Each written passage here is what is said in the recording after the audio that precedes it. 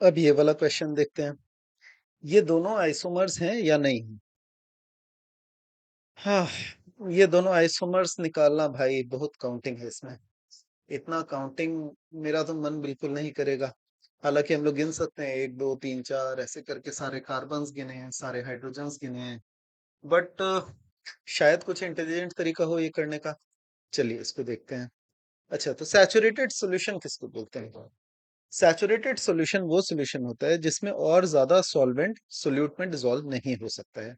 जैसे चीनी डिसॉल्व होना बंद हो जाए, नमक डिसॉल्व होना बंद हो जाए, कुछ देर तक डिसॉल्व होता है, तो ऑब्वियसली हम लोग बहुत बचपन में पढ़े थे।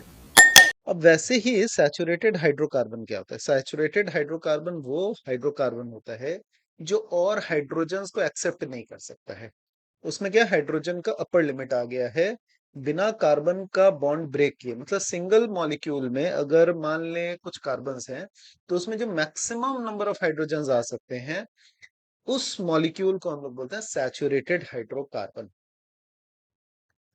तो सैचुरेटेड हाइड्रोकार्बन अगर एक कार्बन है, तो सैचुरेटेड हाइड्रोकार्बन में कितने हाइड्रोजन्स होंगे? चार, और उसका मॉलिक्यूल क्या बनेगा? CH4। अगर n कार्बन है तो उसमें मैक्सिमम कितने हाइड्रोजन्स आ सकते हैं? 2n+2।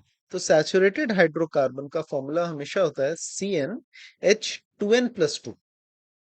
अगर एक हाइड्रोकार्बन है जिसमें n कार्बन है, तो उसका जो पहला और आखिरी कार्बन है, उसमें टर्मिनल कार्बन जिसको हमने कहा था, उसमें हम लोगों ने देखा था कि 3 हाइड्रोजन होते हैं।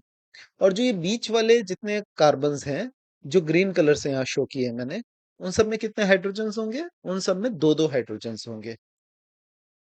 तो अब देखिए क्या हो रहा है। हर कार्बन पे दो हाइड्रोजन तो हैं ही, और फर्स्ट और लास्ट कार्बन पे एक एक एक्स्ट्रा हाइड्रोजन है। तो टोटल हाइड्रोजन कितने हो गए?